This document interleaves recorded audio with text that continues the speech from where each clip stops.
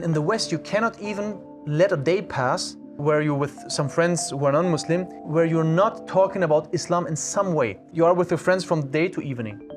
The issue of praying comes sooner or later. So we have one issue where you have to talk to your friends, hey guys, I have to go to pray. You have to explain it. Seeking knowledge is obligatory, mandatory for every Muslim man and woman. So what I would do is I said I have to go to the bathroom. I'd go to the bathroom and I'd get out of the bathroom and I would just, really quickly find a quiet place to pray and pray these 2 rak'ahs. So it is a struggle, definitely.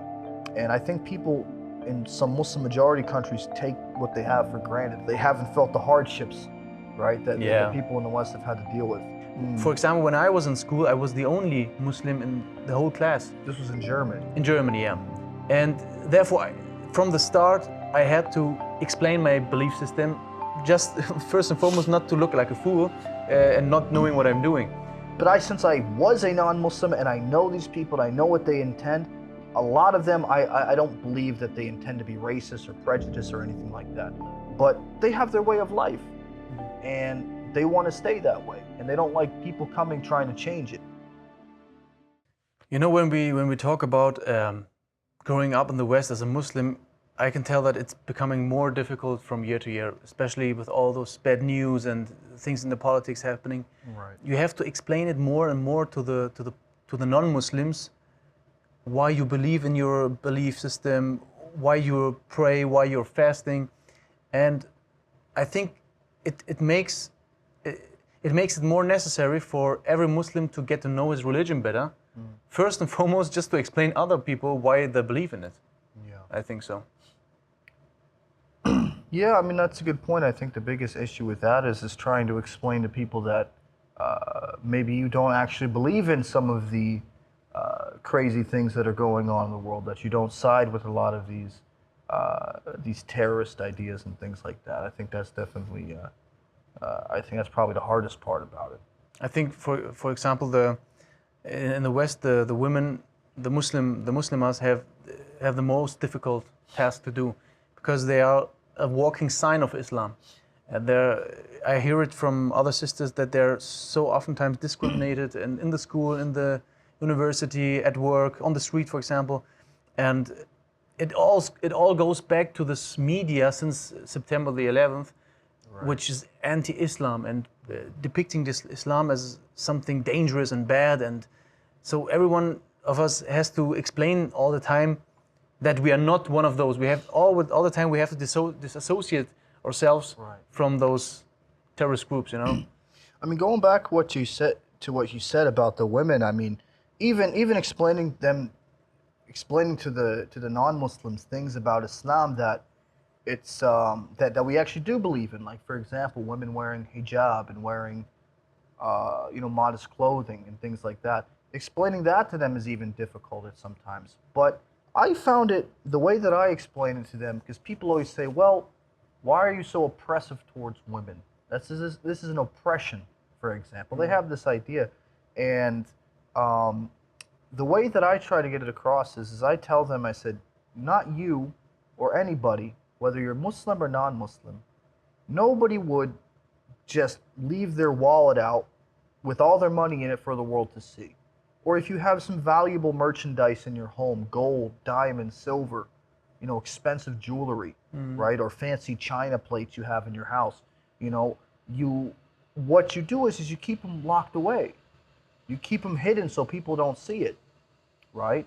Because you value these things. These things have great value to you, and you're concerned about them, right? Unfortunately, these arguments in this day and age, this argument especially worked maybe 2 decades ago, but I've made the experience that it doesn't work anymore, because then they come, oh, so you want to say that a wife is a possession, like money? Well, I can tell them, I can say, no, you're taking I'm using an example in order to bring this idea closer to your mind, closer to your way of thinking, to help you understand. No, of course we don't say that a woman is a possession by any means. However, what we're trying to say is that it's a woman is something that she is respected and valued and appreciated, and therefore she hides her adornments from the rest of the world, as except only for her husband, for example. And to be honest, this isn't such a strange idea. I mean, hundreds of years ago, I mean, most women were wearing, dresses Yeah. and long sleeves and all these things, up to their necks. What I would tell them is, and I say, your way of thinking is oppressive towards women. Exactly. All Yeah. these beauty standards that she has to uphold. She has to look like this. She has to weigh this much. She has to be this tall. She has to have so much makeup and wear these clothes and those clothes. I said, this way of thinking, your way of thinking, your ideas are the things that are oppressive towards women. To That's the point right, yeah. where many women, especially young female girls in schools, in middle school, high school, even elementary school nowadays, as early as 9, 10 years old, these girls feel as if they're not as pretty as the other girls or the girls in the magazines and the movies. They somehow feel that they're not good enough and not worth anything. Yeah. So I would go back and tell them, you're the people who are oppressing women, not us. As opposed to here in Islam, a woman is valued, and yes, she has a certain dress code, as do men, right, in Islam. And it's not about being oppressive towards women. It says these are the laws that we have, and likewise, not everything always needs an explanation. Also, I don't feel that every single person deserves an explanation, Yeah. and I don't have to tell them, I believe what I believe, especially in the West, because, well, it's my right to believe whatever I want, right? A woman in the West, especially the Muslim women living in the West, and actually even here in Iraq, actually, you have the right to take your hijab off if that's what you choose. Obviously, this is not permissible in our religion, but every single person, they have the freedom to do what they wish. La ikraha fi din. There's no forcing in religion, in our religion, in Islam. There's no forcing them to anything. So they can do what they wish, Exactly. right? That's their own claim, that everyone has his freedom and can do whatever he wants.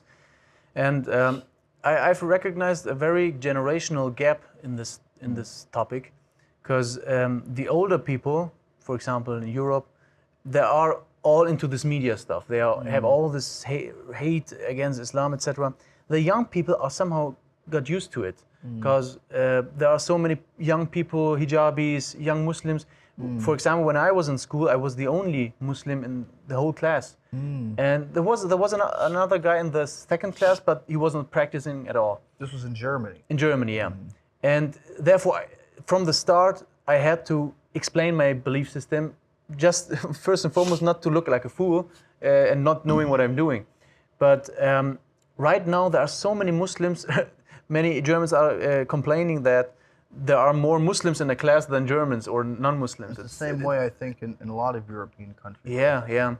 And this made it, on another hand, it made it somehow easier for Muslims to live their religion. But all this hate and media aside, I think being a Muslim in the West is hard in itself. Because, for example, earning halal money, okay, it's difficult, or not even that, just praying during your work. If you're Muslim, whether woman or man, it doesn't make a difference. If you want to work and during the day you have to find a place for 10-20 minutes to go to pray, it's a huge problem for a lot of people. Right. And a lot of people don't make their thoughts about this before they apply for a job. Right. And when they're in the job, they say, I have to earn halal money, and I pray later when I'm at home and it's qada. And I say to them, no, it's not possible. You have to pray. But these are the problems people have in the West. I mean, what's ironic is I see here, even in Iraq and other Muslim majority countries that I've lived in, I see even them. Unfortunately, I get so upset when I see them. Some workers, they don't pray, right? At all? Yeah, unfortunately, some people are like this. Unfortunately, who they're a bit weak in their iman, in their faith, and when I see this, it almost frustrates me a bit. I think if you could see how much we struggled in the West. Like I remember when I during the early days when I converted to Islam and I was still living in the United States, I was working in a factory, in a warehouse, driving a forklift. And I remember I worked night shifts, thankfully, alhamdulillah. Allah made it easy for me. I would pray Isha, at home, Maghrib and Isha at home, obviously. And then I go to work at like 10 o'clock at night, 11 o'clock at night. Okay. But I would work up until like 8:30 a.m. So So Fajr prayer Fajr, was. when do I pray Fajr? And Alhamdulillah, Fajr is obviously our shortest prayer. So it's, it's 2 rakats, all right? So I have time to, I can get it done. So what I would do is I said I have to go to the bathroom. And in this warehouse, the bathroom, it's a huge warehouse, Yeah. right? So I go all the way on the other side, park my forklift. I'd go to the bathroom, and I'd get out of the bathroom, and I would just, really quickly find a quiet place to pray and pray these 2 rak'ahs, right? But even though, the boss, asked some people like, hey, why is he doing that? I don't think he can do that. He never said it to me directly, but I heard this from other people. And even then, people just still find it strange. Yeah. You know what I mean? And a lot of places you can't do that. You won't be able to find the time to do that. And they won't let you. So it is a struggle, definitely. And I think people in some Muslim majority countries take what they have for granted. They haven't felt the hardships, right? That Yeah. the people in the West have had to deal with, especially converts. Yeah. Yeah, especially converts. You have all your family against you probably, and the other thing is when you're young in your puberty age, you want to have some feeling of friends and to be in a group some kind. Right. And when you get older, around 18, 20 years old, all your friends are doing clubbing and partying and are here and there, and you are oftentimes the only one not going with them. And this makes it hard for a young person to endure this hardship, to be alone somehow, and everyone knows why you're not coming with them, or they go all drinking and you say no, I'm not coming, and this makes you somehow isolated. And I think it's more important for the young Muslims to have other groups of friends who are also Muslim. But this leads somehow to another problem, that all this becomes separated. The Muslims are with the Muslims, the Christians are with the Christians, and this is another difficult task. How would you say could someone cope with this problem for identity and friends, etc.? Well, I mean, I can speak just based on my general advice to the youth in this aspect, as opposed to personal experiences, because I like to think that, mashallah, Allah must really love me a lot that I converted to Islam after I graduated high school, and I was already in my late teens, early 20s. So I think that I was spared that hardship. One thing I can say is about this is, first and foremost, we know in the famous narration that we say Islam came as something strange, and it will leave as something strange.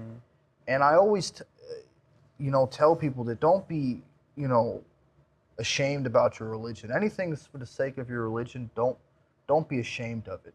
Yeah. And because at the end of the day, we all know what we're doing is right, right? We all know that what we're doing is the right thing, and we're on the right path. And even, I think, a lot of even non-Muslims that are a bit more, they have a bit more morals, I think even they are starting to disagree with the party lifestyle, going out here and there. And that's just obviously avoiding drugs and alcohol, and, obviously fornication and things like that, God forbid. So I think there are groups of non-Muslims that you could fit in with in that aspect. Obviously, some other things, like, for example, going to restaurants where they don't serve permissible meat, non-halal meat, for example, or pork, God forbid, or anything like this. I think that's a different challenge in itself. But I do think in this day and age, there are a lot of groups that do accept people for who they are and respect their beliefs and their religion. So I would definitely tell the youth, try to gravitate towards those people, and don't worry about being popular or being accepted by everybody, because I can tell you right now, as somebody who's, I'm into my 30s now, that all these things I used to be concerned about in high school, what friends I had and who liked me, and what group of people I was hanging out with, I don't remember these people's names anymore. I don't remember who they are, where they are. Definitely. I don't know what they're doing. So it just doesn't matter. I mean, look where I'm at now. I mean, these people that I cared so much about, being friends with back then, or I cared about my friends obviously, and I wanted to fit in with them. I wanted to be accepted by them, right? And everybody does that. Everybody has a group of friends they want. Like you want your friends to like you. Nobody wants to get, So I think about it now. I said, man, I could care less about these people. Obviously now, I'm in my 30s. I'm living in Iraq. I'm studying in Najaf.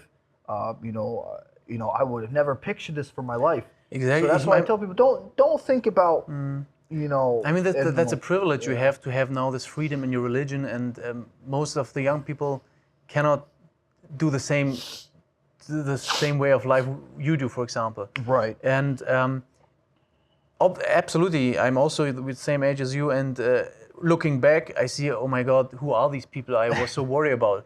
But when you're in them, when you're in this age, it's very difficult. And I think the only thing that can save you is a good being raised up in a good. Everything as a teenager. Sorry to cut you off, but I just remember that I heard something once, and it makes so much sense and so real, that a teenager, an adolescent, everything feels so real and so permanent. You lose a girlfriend, it's the end of the world.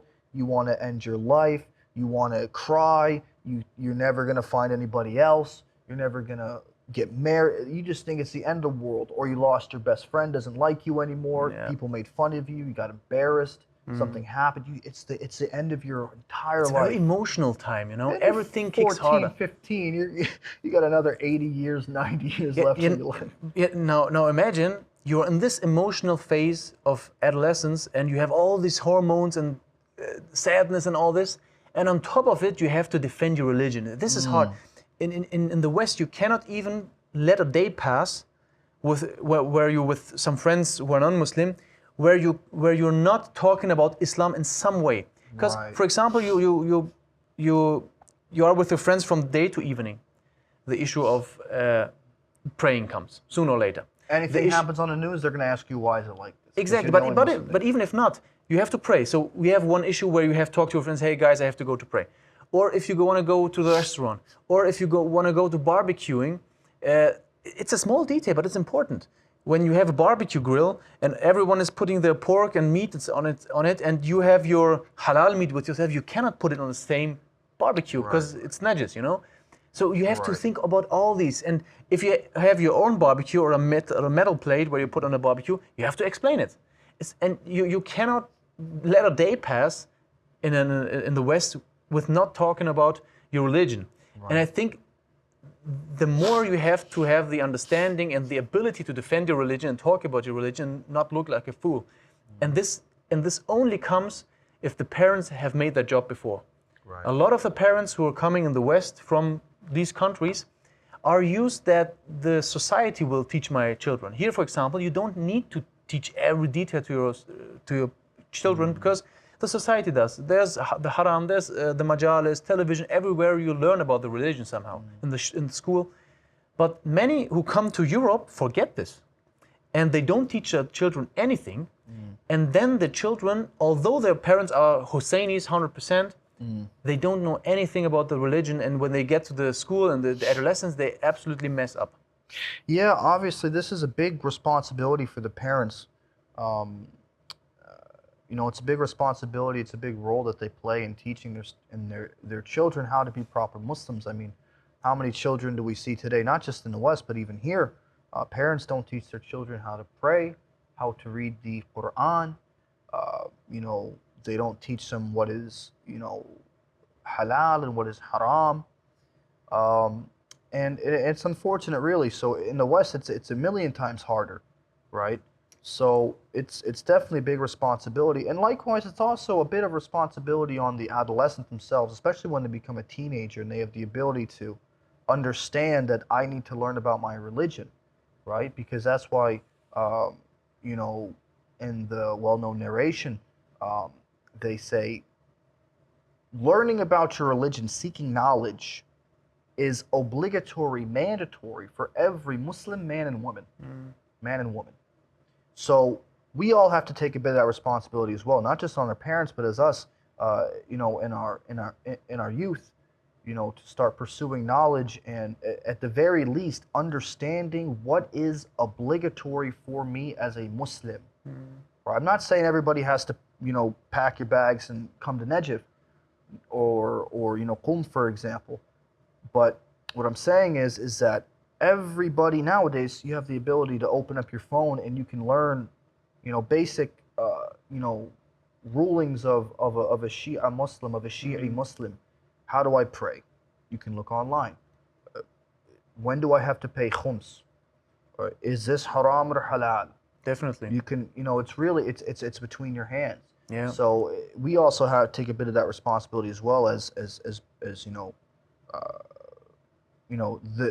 children take a bit of that responsibility as well on themselves once they've reached that obviously level in puberty, etc. It's very hard. It's definitely possible. I think the hardest time as a Muslim when you don't want to make sins is when your adolescence starts, because you're obligated to pray and fast and all this with 12, 13, for example, and you have no knowledge at all about all this hikmah behind this, and you have the factor of embarrassment. It's very, I remember one incident. I think I was probably 15, 16 years old, and we were driving with the whole class to Italy with a bus. And it took around 20 hours from Germany to Italy. And so obviously I had to pray. And it was Fajr prayer, it was in the night somewhere in the Alps, and it was raining as hell. And everyone was sleeping, and I knew, okay, I have probably just half an hour for the prayer, and I was 15. And I said, I have no other choice. I went to the bus driver and said, hey, can you park somewhere in the place? The bus halted, everyone woke up, and no one knew what was happening. I went outside in the rain, behind the bus. In the rain, I prayed my Fajr, and I came back completely wet. Everyone was watching me, and everyone knew, because I'm the Muslim and I have to pray, everyone knew it was me, and the bus stopped for me. I will never forget the pressure of embarrassment and what am I doing? But on the other hand, Allah gives you such a boost in confidence, and I cannot explain this. And if someone in the young years acts like this, I don't want to talk about me, and that I'm talking generally. If you bring such, how can I tell it? If you bring make such hard decisions, Allah will help you down the line in some incidences where you've never even imagined that some help will come. Right. Allah will repay you, definitely. Yeah, for sure. No, and these things obviously are definitely rewarded, especially all those hardships that people have endured, embarrassments that are. These things are definitely rewarded. But unfortunately, we see so many kids today that are so afraid of that they won't even go to pray. Yeah. They won't pray at all. Or, and even if some people, like for example, a girl might know that taking off her hijab is not permissible, but she'll do it anyway because it's what the rest of the girls are doing. You're talking about a very good point. This actually is a very modern phenomenon, especially in Germany, in the influencer world. There are so many hijabi influencers who have 100,000, 200,000 followers, and then all of a sudden, out of the blue sky, they take off the hijab, and they post it proudly and don't say, okay, I know it's a sin, I do it, and don't talk about it. They come and do it officially and then say, I'm empowered, and they motivate so many other girls to do the same thing. And it's so interesting how Shaitan picks exactly those with a large audience to do this stunt. But on the other hand, I've seen the opposite. I've heard stories that there are women who, Muslim women who don't wear hijab, and then suddenly they make the decision to start wearing it. And it influences other women to start wearing it. Yeah. It's had the opposite. It's been done the opposite way as well. Alhamdulillah. So, yeah, there is always another side to it as well. But I definitely think that comes from, not just in terms of like these influencers and the internet, etc. I think in generally just some girls just feel they don't want to feel, I guess you can say, left out. They want to fit in with the rest. And same thing with boys too, not just to single out women. I mean, the boys themselves. I mean, there are a lot of boys that they'll, for example, shave their beard, for example, or they won't pray, or they'll indulge in something that's haram, simply because that's what all their friends are doing. So the peer pressure is definitely a big role in it. I mean, like I told you, I personally haven't experienced these issues because by the time I was a Muslim, I was already, graduated from high school and I was living on my own. So the interesting thing you've experienced, Muslims who are born as Muslims, if they are try to protect their religion, they don't go into harams and all this, and they imagine to be such fancy lifestyle. Oh my God, it would be so interesting to do partying and all this stuff. People who are converted like you, others probably went to this far extent and experienced this, and at the end, I've heard from converts that they say there is nothing to experience. At the end, it's Yeah, just I like a always tell mirage. people, and I mean, in some things, I mean, thankfully I grew up in a very religious Christian family. Yeah. So I didn't really have, I guess I didn't have a whole lot of that. But what I can say is that, people always ask me here about, you grew up in America, you're from the United States, you're from Pennsylvania, you got American passport. I mean, you could go anywhere you want in the world. You could have stayed in America, gone all over the United States, as big as it is, and you chose to come here. And I tell people the same thing. I said, all this stuff you see, there's nothing to it. There's nothing really to it. I mean, I don't understand, even if we put aside, like partying, for example. I mean, just living a different lifestyle. I mean, just being in that environment, it's not healthy for a human being. I don't That's think. right, yeah. And, the life in America, I can't speak for every single place, but I can speak on the places that I lived. It's just a negative feeling, being around people that don't share the same beliefs as you. I mean, like where I come from, there's no Muslims. Yeah. There's no Muslims. There's nobody outside white Christian Republican Americans. I said, aside from that, there's not much. Yeah, I mean, nowadays, I guess communities have I guess, grown a bit. There's a bit different ethnicities. But as for Muslims, to my knowledge, there's still no Muslims who live where I grew up. Especially where you come from. When I compared, for example, to Germany, there are, alhamdulillah, by now so many majalis compared to the age when I was young. There weren't so many majalis and the opportunities to get connected with other Muslims, and also social media. In my age, you couldn't connect with other Muslims on social media because there was none. And this is a very good thing, but nonetheless, it's interesting. When the opportunities get better, the trial and error, the trial and tests get also harder. For example, in my age, there was no LGBT stuff. I hear from friends when they graduate to the when they're probably 15, 16 years old in the class, they get a special classes one time a year. It's called rainbow sessions, where a trans, a gay, a lesbian come and they talk with the young people who are just entering adolescence, who are completely messed up with their hormones, and talking to them, maybe you're depressed because you're not a man, maybe you're a woman, maybe you're this and that, and they get more and more confused. And if you want to talk against this, you have a serious issue. Unfortunately, I think this is a bit more common in Europe, being introduced into the school system. Exactly. As for the United States, there are some states that it's become very common to have this. Yeah. And on the other hand, there are some states where it's strictly not allowed, especially the school district, the specific community. They're protected from this. Where I grew up, this is something extremely frowned upon. It's not accepted. Is it still like this? From what I understand, it still is. And, from what I remember growing up, I mean, it wasn't something like today where it was something you were proud to be a homosexual. You were proud to be a transgender. There was none of this where I grew up. It was, you were scared to death to tell anybody that you were a homosexual. If you were having these feelings, you would be, as they were sitting there talking about feeling left out and being ridiculed and made fun of, if you came out as a homosexual, you would have been made fun of 1,000,000 times more than somebody who was a Muslim. I mean, even your own safety might have been at risk, to be honest with you, because as you know, back in the day, I mean, this is something strange, and it is something strange. Yeah, sure. It is something very strange. It's the opposite of human nature. It's the opposite of intellect. It's the opposite of all things rational. Yeah. Right. So that's why, I mean, it's still today, I think, is frowned upon from where I come from, and for most people in the world, especially in like Arab countries and the like, it still is frowned upon. Yeah. And with most conservative people, but I don't know personally. I mean, I haven't seen it within the Muslim community a whole lot. I haven't seen this issue of homosexuality, etc. Affecting the Muslim community based on what I've seen. I'm sure it is in the West. I just haven't been. I haven't been around, Muslims in the West themselves, long enough to see it. I hear things here and there in the Middle East. You always hear a story about so and so, but aside from that, I really never, saw much of it in the West. Is it affecting people in the West nowadays? I mean, what do you know? I mean, you're back and forth to Germany sometimes, and grew up over there. How's this affecting the Muslims over there? You mean the LGBT agenda? Yeah, I mean, like, are they actively being affected by it? Do they feel left out?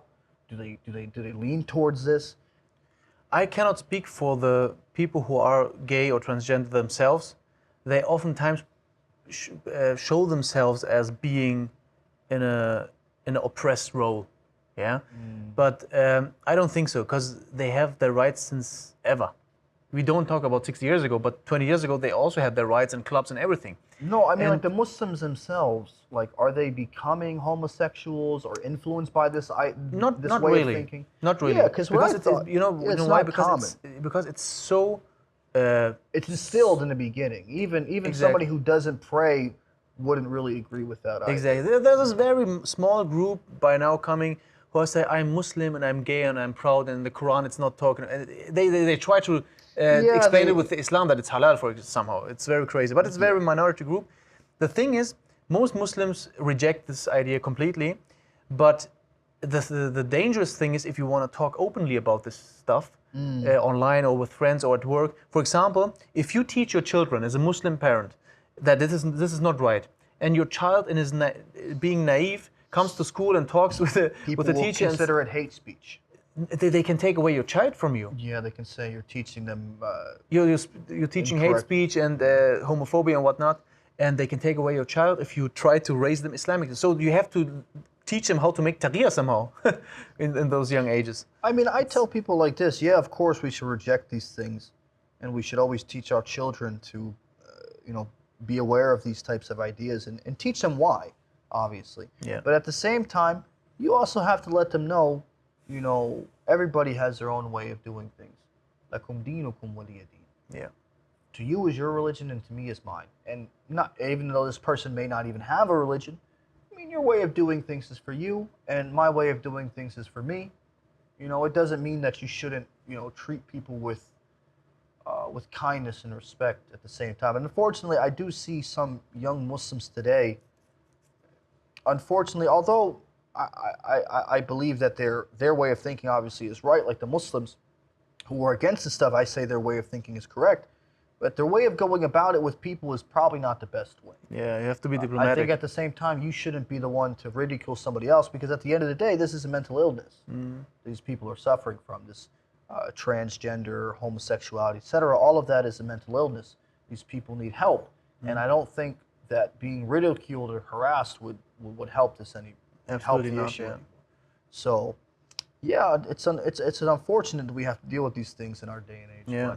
But anyways, thankfully, the Muslims, based on what you've seen, what I've seen, are not being severely affected by it. Thankfully. Could you imagine to live again back in the States and probably raising children there? I mean, I don't think it's something that's impossible, obviously, because I have a lot of friends who do it, and they're okay, and they're doing all right. But at the same time, in the same community that I grew up in, I don't think I would have huge problems, but it would just be such a strange thing for other people and for my family. It would just become a hassle for everybody. And even if I went to a bigger city where there's lots of Muslims, etc., I still think just being outside of Najaf for me feels uncomfortable. Yeah. I remember there's times I have to, when my residency permit expires, for example, there was once or twice I had to leave and come back. And what I would do is I'm sure you know how to do this by now, is I would go to Dubai for a day. I would just stay in the airport. And I would have a return flight back to Najaf very soon. I'd stay just a couple of hours. To get the stamp in your passport. Exactly. I'd sit there, I'd get something to eat, I'd, sit there for a couple hours in the terminal, and I'd come right back. Those couple hours being outside of Najaf in Dubai, where I know they say that the UAE is a Muslim country, however, it's so I think they're more American than Americans. Yeah. But unfortunately, anyways, just being over there, even though there are a lot of Muslims around me, I don't feel comfortable. Yeah, I absolutely feel what you're saying. Become accustomed and acquainted with my way of life in Najaf, despite it being difficult in some aspects. But so I can't really imagine going back to the U.S. and raising a family over there. Yeah. And it's just, I guess that's just my preference personally. I can definitely feel you because I think somehow the same. It's not impossible to raise children in the West or in Germany, for example, but it's becoming more and more difficult. And the risk of losing your children to, what I've seen in Germany, atheism takes just 2 generations. What do I mean? My friends in the school, their parents were moderate Christians. They go to church 1 time a day, etc., 1 time a week, or 1 time a year, for example, during Christmas, Easter, etc. Their parents, the grandparents of my friends, they were hardcore Christians. Yeah. Every Sunday going to church. But my friends, who are the second generation after the grandparents, are mostly atheism or just believe in Jesus and that's all. And I see some similar trend in the Muslim community as well. The parents who came from Iraq, Iran to Germany, they are believing till the end.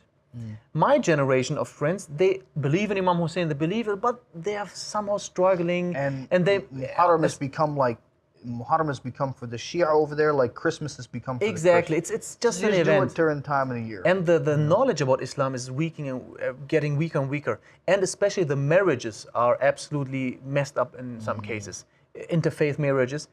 And the third generation are exactly like the generation of my friends back then, the Christian friends. Right. Because there is nothing left anymore from the true spirit of Islam and Tashayyu. And this is the most dangerous thing I see in Germany or in the West happening. Right. And the parents aren't doing their job. And I don't know if I would raise my children in the West or maybe find a Muslim country. I cannot imagine to stay here in Iraq the rest of my life. It's too difficult. Well, some people have even said that if you are in fear that if you were to go to another country, right, outside of a Muslim majority country, and you were afraid that you would lose your religion and your family would lose their religion, in this case, it's not permissible. It's not permissible, yeah. Right? Because if you are unsure, can I stay on my religion? Can I practice my religion or not? Then some have said it's not permissible to do this.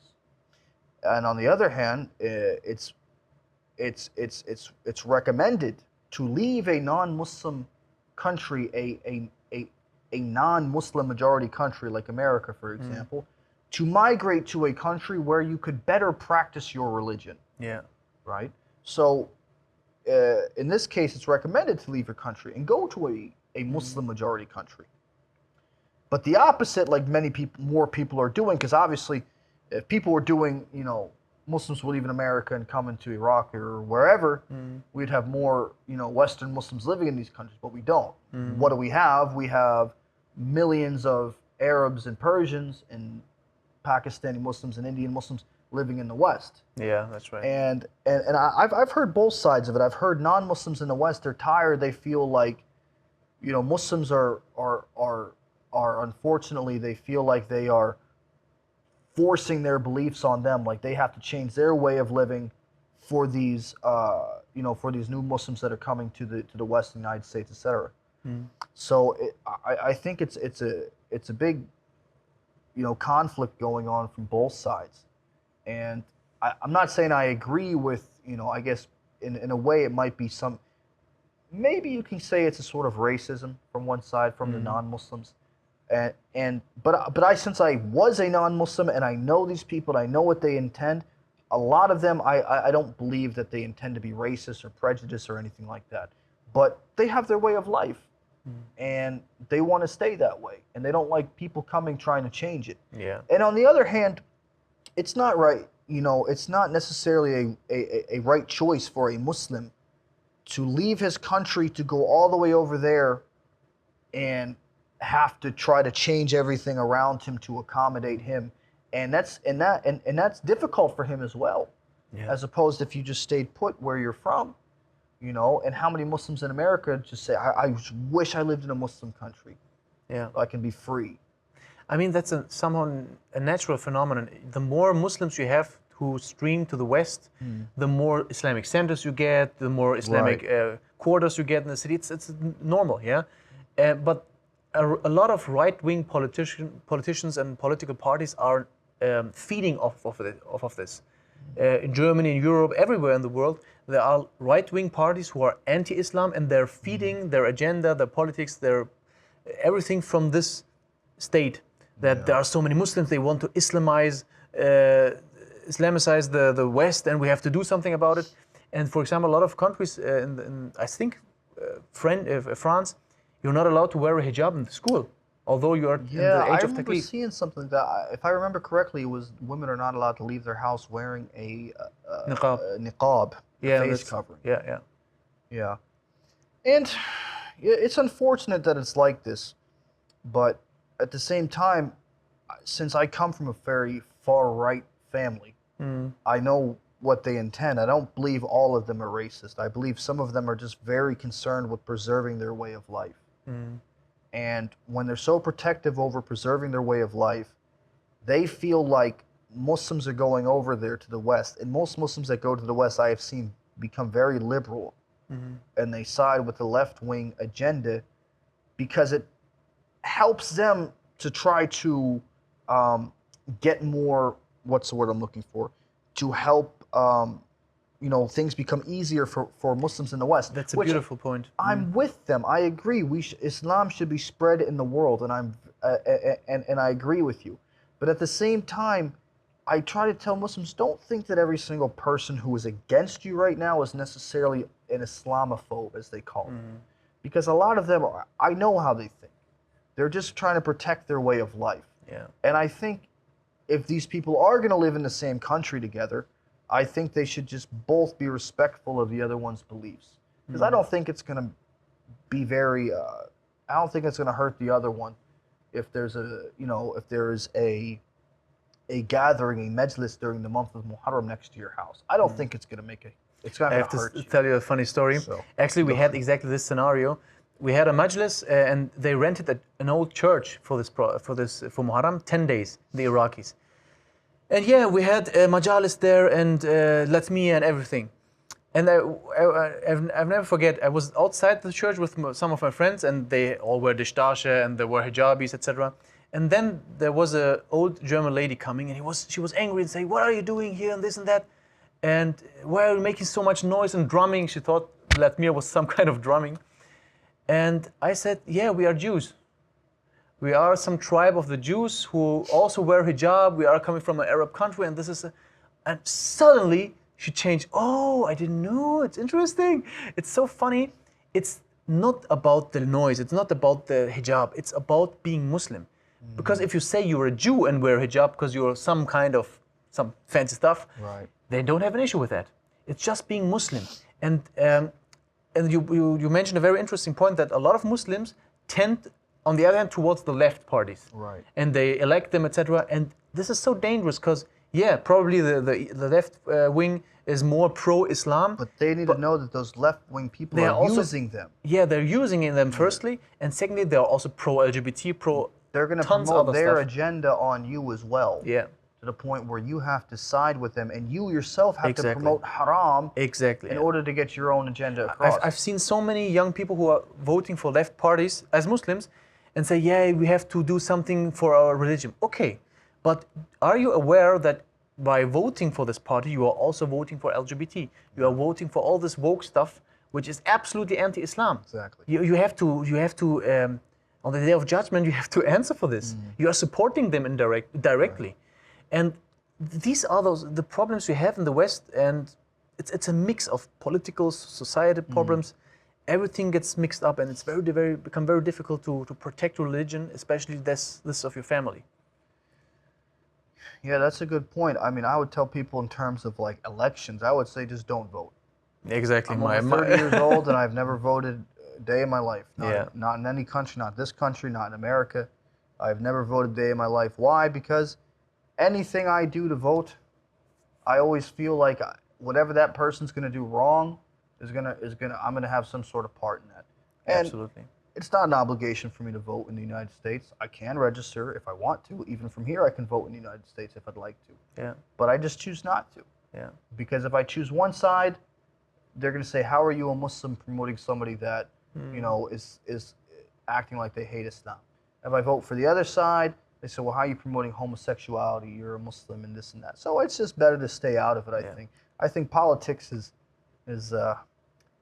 unfortunately, is one of the most corrupt things that the human society we have created. Absolutely. Spot on. So I think it's better for Muslims themselves just to stay out of politics for the most part anyway. But unfortunately, brother, on the other hand, there are large Muslim groups and ideologies who push you indirectly. You have to do something in politics and Islam, etc.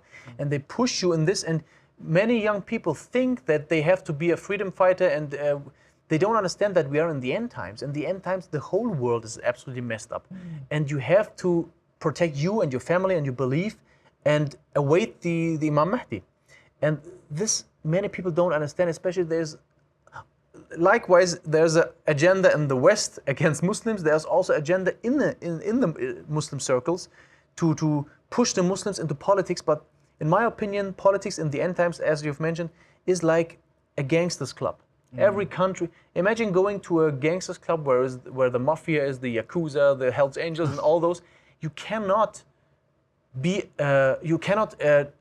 bring a Muslim gang into it. It doesn't work. You have to play by the rules. Right. And so you have to refrain from going into politics in this day and age, and many Muslims don't fathom this. Yeah, I'm not going to say it's, politics are, haram, but I will say that I do think it's best if most Muslims avoid it, right? Because for the most part, a lot of it does not bring a lot of good. So I always tell people it's probably best just to avoid politics altogether for most people, right? Talking about living in the West as a Muslim is so a huge topic, and I think we could go on for days, because every small detail, being in the age of adolescence, being an adult, it all has tons of problems and solutions. And it was interesting for me to talk to you today about this topic, especially you as a scholar who was born in the West as a Christian.